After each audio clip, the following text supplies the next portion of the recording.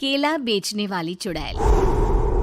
एक बार की बात है, जादूपुर नाम के एक गांव में करतब दिखाती एक औरत एक रेड्डी के लिए गांव में आती है।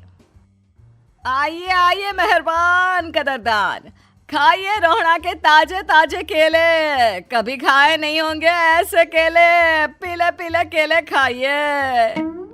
ये कहकर रोहड़ा हाथों में 4 केले लिए उन्हें सर्कल में जोर जोर से हवा में उछालती हुई करतब दिखाती है, जिसे देखकर आसपास के सारे बच्चे अपने अपने मम्मी पापा से उस औरत के पास जाने की जिद करने लग जाते हैं। पापा, ऐसा तो सर्कस में बॉल से होता है ना, ये आंटी तो केले से कर रही है। चलिए ना पापा, देखते हैं।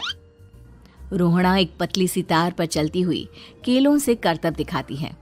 आते जाते सभी लोग बाहर रुककर उसके करतब देखते हैं और वाह वाही करते नहीं थकते।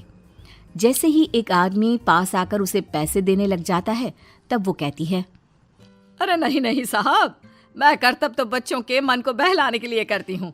धंधा तो मेरा केले का है।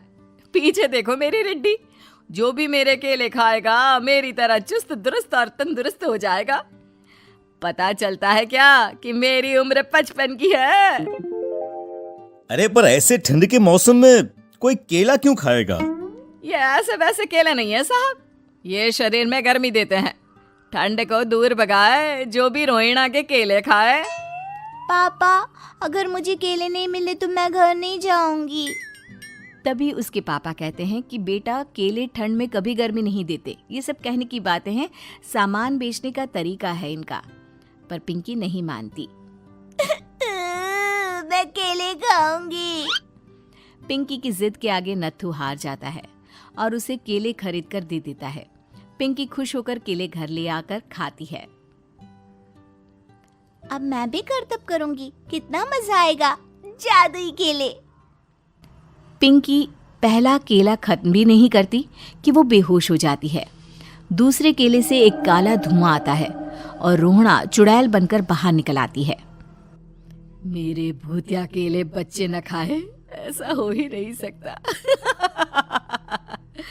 जादूपुर वालों, कब तक बचोगे?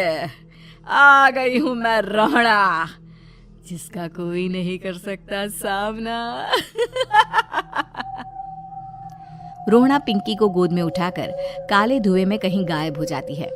शाम के वक्त नत्थू घर लौटता है और पिंकी को घर में ना पाकर उसकी माँ से कहता है, माँ पिंकी कहाँ है? अरे बेटा, उसे तो तू सुबह करतब दिखाने ले गया था ना, फिर कहाँ वापस आए तुम दोनों? मुझे लगा तू उसे अपने साथ मंडी ले गया होगा। हे भगवान, मेरी बच्ची कहाँ गई? मैं उसे घर ही तो छोड़कर गया था माँ। नत्थू गांव के घर कोने में अपनी बेटी को ढूंढता है, पर उसे वो कहीं नहीं मिलती। परेशान होकर आखिर रो रो कर नत्थू हिम्मत हार कर घर लौट आता है। अगली सुबह रोहड़ा फिर से करतब दिखाने आती है और इस बार पिंकी की तरह रोनी केले खरीद लेता है। 50 रुपए दिए थे पापा ने, सारे पैसों की मैंने केले खरीद लिए हैं।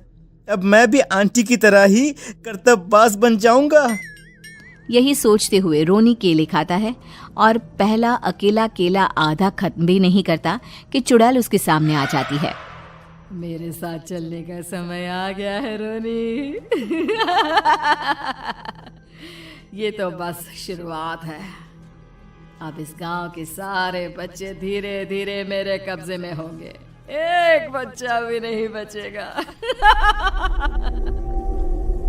ये कहकर रोनी को गोद में लेकर काले धुएं में अदृश्य हो जाती है। इसके बाद हर रोज गांव में से कोई ना कोई बच्चा गायब होता, पर ऐसा क्यों हो रहा है किसी को भी समझ में नहीं आ पा रहा था।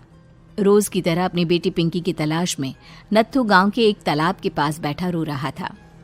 कहाँ गई मेरी पिंकी? शकुंतला के जाने के बाद एक वही तो मेरा सहारा थी।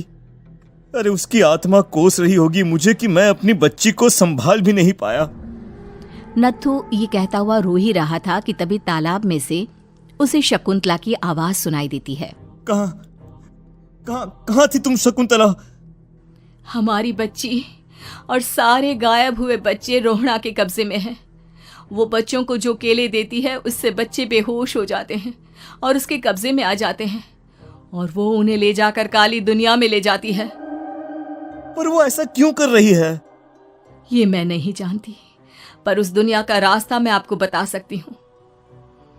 जहां ये नदी खत्म होती है वहां एक केले का पेड़ है, उसके नीचे एक दरवाजा है, वहीं से रास्ता जाता है उस दुनिया का। ये कहकर शकुंतला की आत्मा गायब हो जाती है।